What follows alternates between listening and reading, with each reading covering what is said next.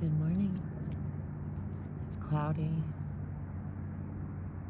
It's noisy, but we're going to continue. We are together on page 137 from Sport and Mysticism, the subtle body. When David Meggyesey, Meggyesey, saw auras during the football game, he was beginning to perceive something that has often appeared in the work of religiously inspired artists. The golden halos and mandalas, mandorlas,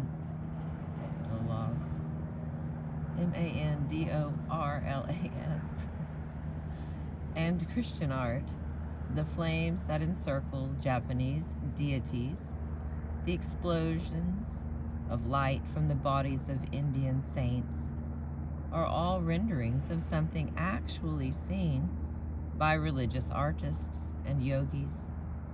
Sri Aurobindo writes, probably Sri, the lights one sees in yogic concentration are the lights of various powers or forces of the higher consciousness. They are not hallucinations. They indicate an opening of the inner vision. Lights are very often the first things seen in yoga. They indicate the action or movement of subtle forces belonging to different planes, the nature of the force depending on the color and shade of the light. Athletes, especially in the martial arts, sometimes report perceptions of light and subtle energy. Denise McCluggage, in a book entitled Centered Skiing, describes an experience she had at a basketball game. Here's her experience. A few years ago, I saw a basketball game that was a fascinating network of visible energy.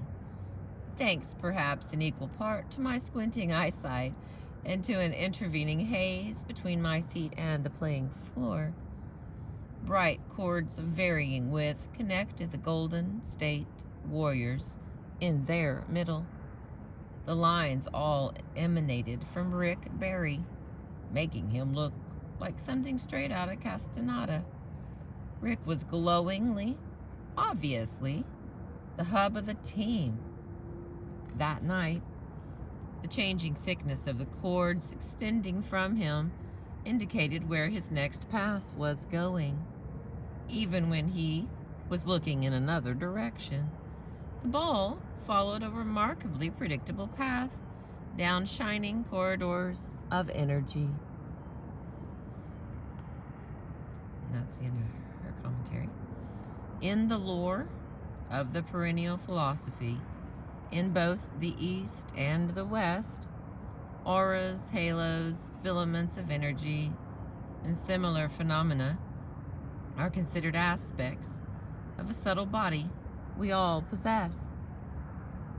Heracles of Alexandria, a 5th century philosopher, mentions this in commenting on, I know that word, Pythagorean mystical practice. I know that word, but I don't remember it. Pythagorean, it's like the people who did math. Pythagorean.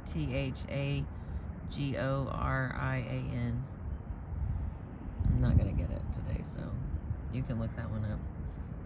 It's a little homework. Okay, back to the point. Together with the discipline, oh God. Another word, Askesis, which looks like ascesis. And then there's going to be another one show up down here, Augoeides. I'm not going to know that one either, but I'm going to read it and I'm going to skip those. So here we go. Together with the discipline of virtue and the recovery of truth, he shall also be diligent in the purification of his radiant body which the Chaldean oracles also call the subtle vehicle of the soul. And that is Shaldean, oracles, in case you want to look that up too. But that is not required reading of any sort. I'm not in charge of anything. Here we go. Through the practice of a transformative discipline, one can learn to sense this second body and can at times completely disengage it from the physical body. There is a large literature on the subject of disengagement or out-of-body experience. As we have seen in Chapter 3, this also happens in sport. Another phenomenon related to the subtle body is the perception of disembodied entities.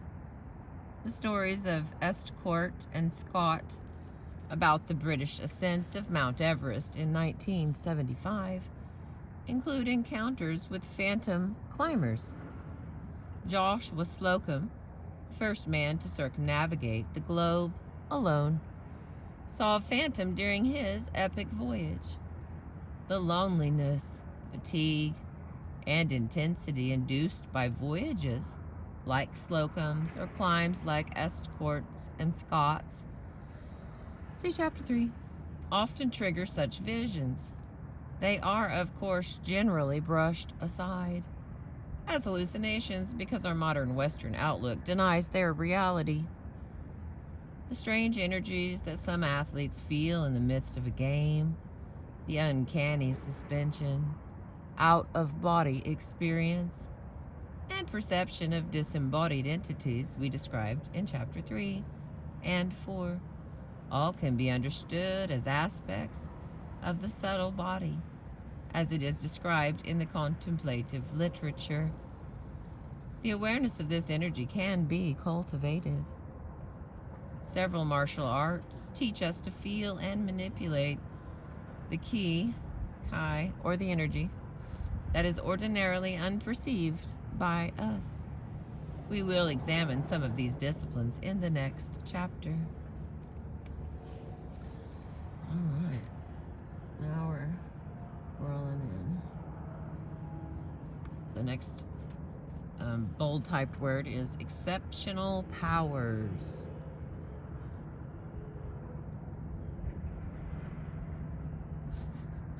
Okay.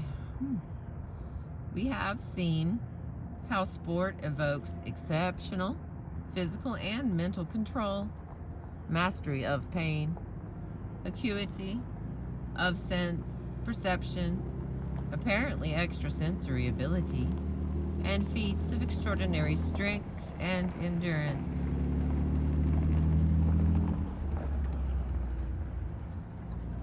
The range of these powers is immense, and it seems to be growing as more sports are invented or old sports are made more difficult.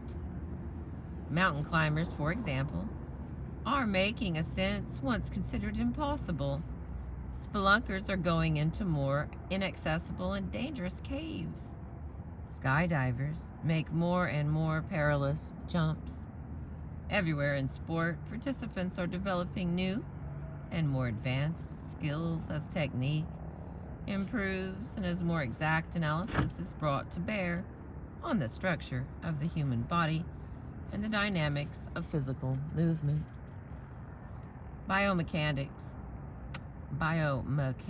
the study of human motion, kinesiology, filmed studies of bodily movement, and physiological analysis have grown in recent decades to further our understanding of physical capacity and its development.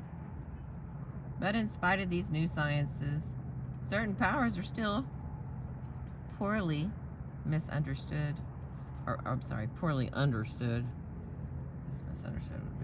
Okay. Among them, the kinds of experience we have been examining.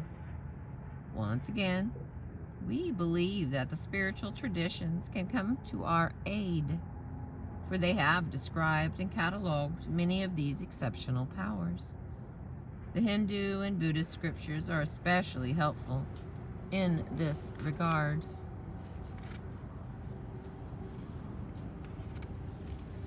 The Sanskrit words Siddhi and Vibhuti are technical terms of Hindu and Buddhist spiritual practice that have been used in Indian teachings since the first millennium before Christ. The two terms are roughly synonymous. The first usually translated as power, the latter as perfection. Both refer to the wide range of capacities that spiritual practice can evoke, from realizations of various aspects of the divinity to specific abilities like the mastery of pain or the ability to read minds at a distance. Taken together as they appear in the various Indian scriptures, the Vibhutis, Vibhuts, and Siddhis, Siddhis. I know those aren't right, but I don't care. Because you who are correcting me right now know what the right thing is. You can write it in the comments if you want to help a girl out, but it's just all words. Don't act like some of them are special. This is a lot of words. Back in the 70s, we used a lot of words. Like, by the time I went to high school, they didn't even let me take shorthand. I had to learn what they called speed writing, right? Yeah, speed writing, which is basically you just leave the vowels out of all the words. So it was like early form texting. It was very upset. I really did want to learn shorthand. That would be more useful. And it was mostly so I could read other shorthand. It wasn't like I was going to use it in my future career in my life. It's like, no, I want to read all the stuff from before and like notes and stuff. Anyway, back to my point. These words here, back to the focus crystal, in spite of having coffee this morning, and 2 dogs. Taken together as they appear in the various Indian scriptures, the Vibhutis and the Siddhis provide the largest inventory of extraordinary human potentials the world has ever seen. They include all the sporting powers we have looked at, and many, many, many more. Several years ago, when I, Murphy, began to see how many strange things appeared in places as unlikely as a golf game, I began to play with the notion that sport had a genius for evoking the old yogic powers. By comparing lists of the traditional siddhis with lists of powers described to me by sports participants, I came up with some striking similarities. In the pages that follow, we present the same kind of comparative list to show how suggestive the Siddhi idea can be for our understanding of exceptional athletic abilities. In some cases, just naming these powers can lead to their recognition of exceptional. In some cases, just naming the Siddhi or the Vibhuti idea must have stimulated a similar recognition of exceptional capacity in the yogic life. Here, as everywhere, a concept or metaphor can encourage recognition. This has certainly been the case in several of our interviews with sports people. Hundreds of other powers could also be listed in the following table, from both contemplative sources and from sport. The ones we have included are meant only to dramatize the similarities between these two fields of experience and the wide range of capacities they both evoke. We should mention that the terms Siddhi and Vibhuti refer not only to powers like the ones listed in this table, but also to conditions of the fundamental aspects of capital R reality. These cognitions are sometimes called the Brahmasiddhas, powers to apprehend Brahman, and are regarded as the highest of these powers that result from the practice of yoga.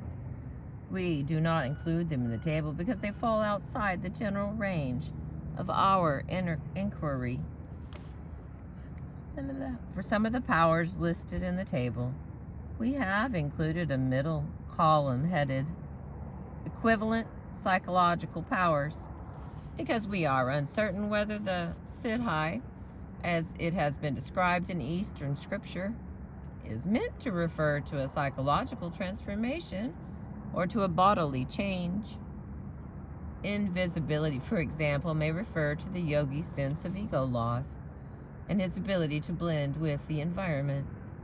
His supposed ability to dematerialize his body may only be a superstitious accretion, oh my God, of belief around his spiritual capacity. But maybe there are moments of physical invisibility too. We cannot absolutely rule that out. For instance, as we noted in chapter 4, several witnesses have claimed that Morihei Ueshiba, the inventor of Aikido, disappeared before their eyes at times, and there is a movie in which he appears to do so. Oh, that changes everything. We think that the question should be left open. The middle column, therefore, provides qualifiers for those powers that may not be physical in the ordinary sense.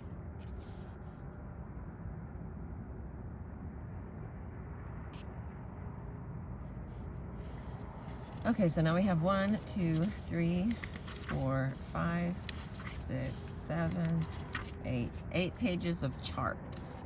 SMS. CHARTS. And I don't actually know how to do this. I mean, usually I put a little thought into it, but I'm not fighting with the sun today, so let's see if I can slip this around here. We can do it together. All right. Here we go. This is where we're at. We're on page 142.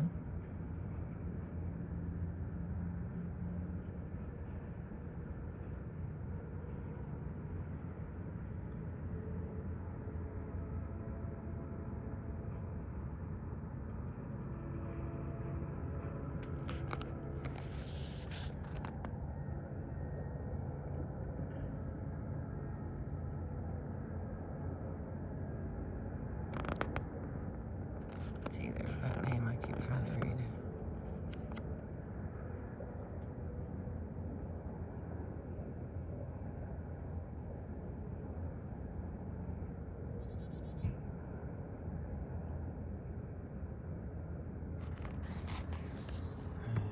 That's 1 and 2.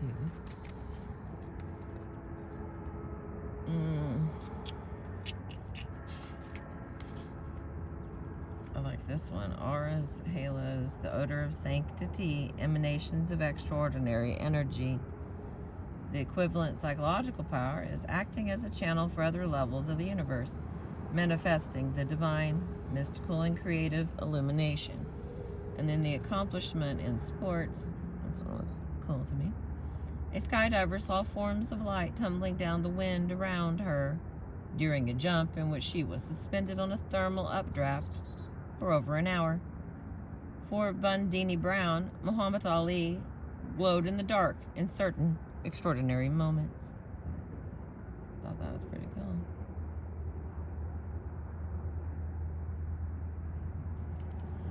There's another one, levitation. The sense of being lifted up by other energies, by the ki or prana of the Eastern disciplines, or by God's grace. And then the accomplishment in sport. A form of levitation appears in some of the martial arts when the participant is taught to make himself lighter or heavier at will through the manipulation of ki or kai. Lee Evans and other sprinters talk about tipping, a spontaneous lifting sprint form that seems to carry the runner on the very tips of his toes as if he were hardly touching the track at all. Invisibility, ego loss, blending and harmonizing with the elements. Ueshiba, in a movie demonstrating Aikido, seemed to disappear for an instant, then reappear in another place. His followers swear the film was never tampered with. There's another one. Ability to change shape, size, and mass. The equivalent psychological power is psychic mobility, altered consciousness.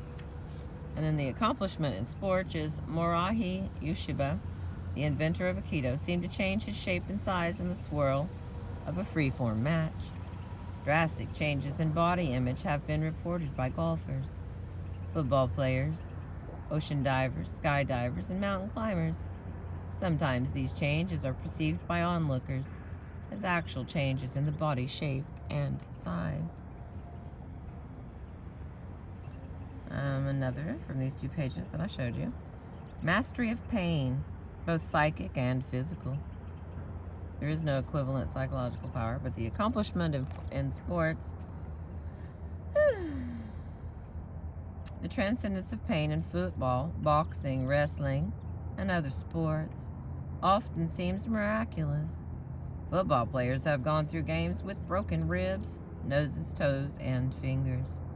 Boxers have finished fights with broken hands and wrists. Often there is no pain at all during the contest. So great is the player's concentration.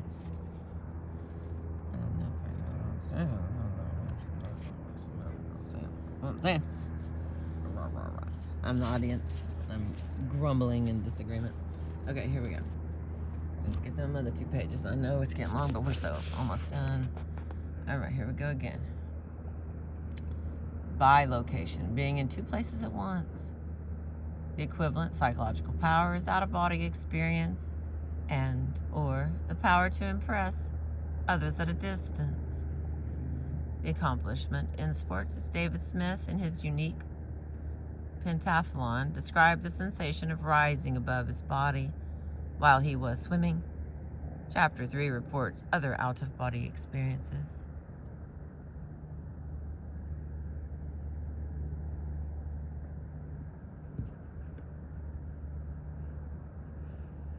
Ability to pass through solids.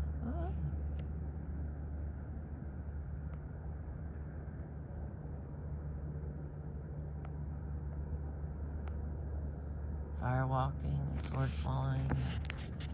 These are all compared to what yogic persons do versus sports.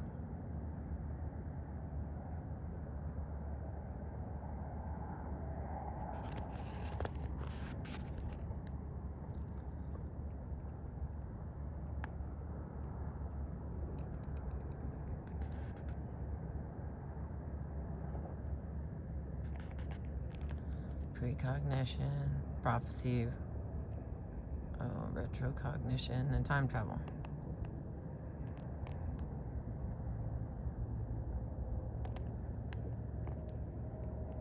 Clairaudience, access to the inner worlds of music and rhythm. The music of Bobby Jones often heard a melody as he played and sometimes used it to give a rhythm to his song. Okay, let's see. What was the good one on that one? The yogis do incombustibility, fire, immunity, and impassibility.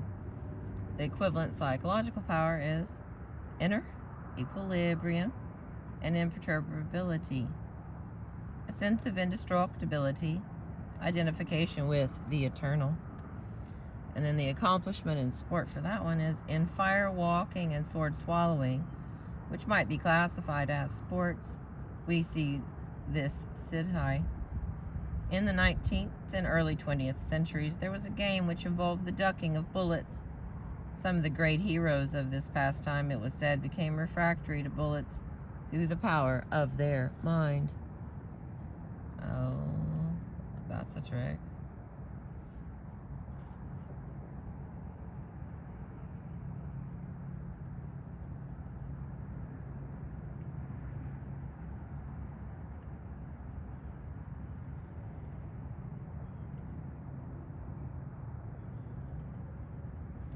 Stigmata, tokens of espousal and other signs on the body.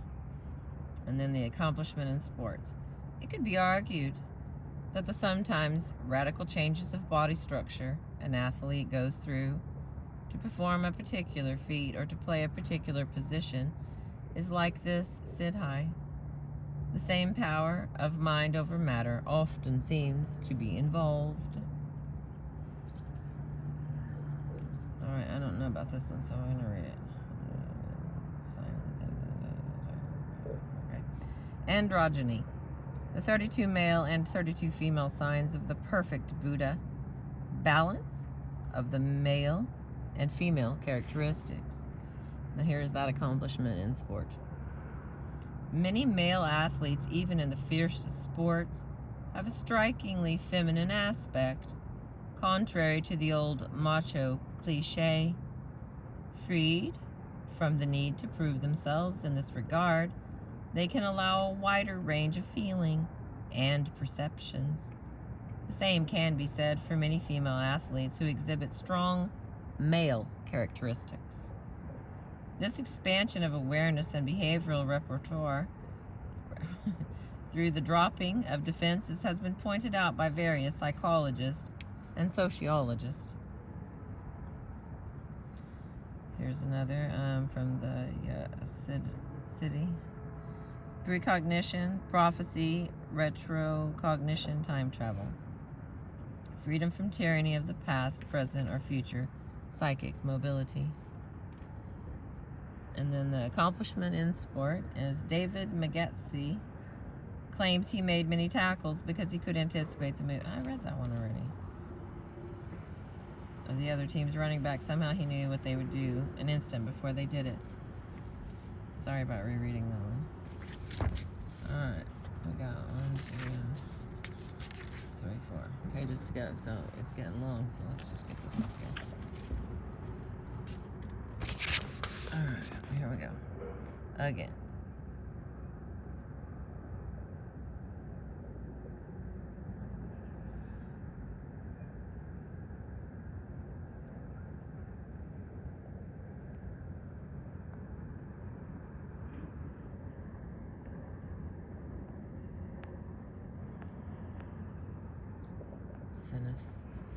Synesthesia, in which stimulation of one sense causes perception by another.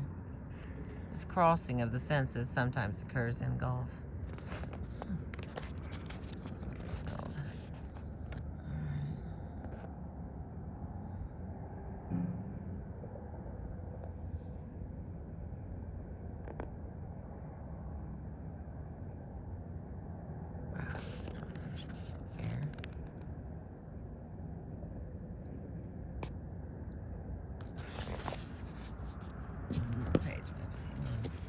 And then we're done with chapter 5. And I'm going to give you some exciting news. Never fear, new chapters here. Okay. Self-actualizing will, the accomplishment in sport. Nathaniel Hawthorne said that Thoreau could will a boat in any direction by merely thinking the direction he wanted. Fight trainer, Costamato, claimed he had the power of the evil eye, by which he could cast a spell over others. Oh, the power of mass hypnosis. Immunity to harm or danger.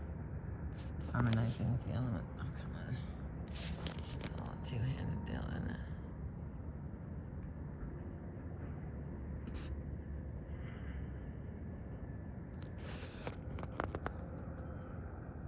Psychokinesis, moving objects at a distance through psychic power.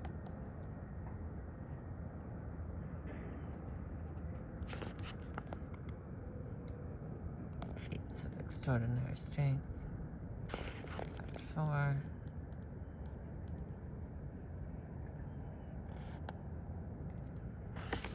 Let's see.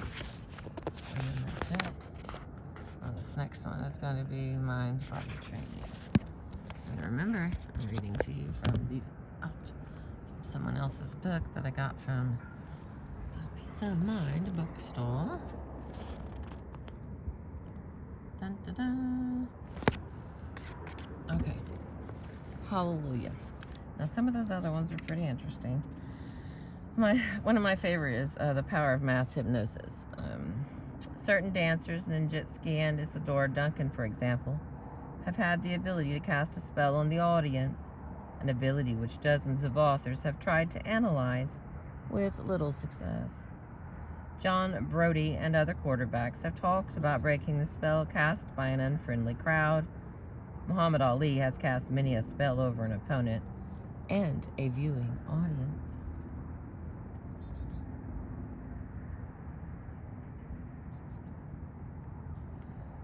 Okay, let's see. All right, so then chapter 6, which is next, is going to be body-mind training. We're going to have elements of mind-body training programs, meditation practice, visualization, mental feedback. Ooh, biofeedback. I love biofeedback. And it's might as well tell you now. It turns out there is actually a 7th chapter. So I know that for like a bunch of videos I was wrong. Okay, that's I was just like wrong. It's not fancy, it's not special. I was just wrong. And so it's not a very long chapter, but there's no time like the present to say that we will now have a 7th chapter in spite of all my confidence that we only had 6. I was just simply wrong. It happens. So I appreciate you. We finished 5 together. Thanks for being with me.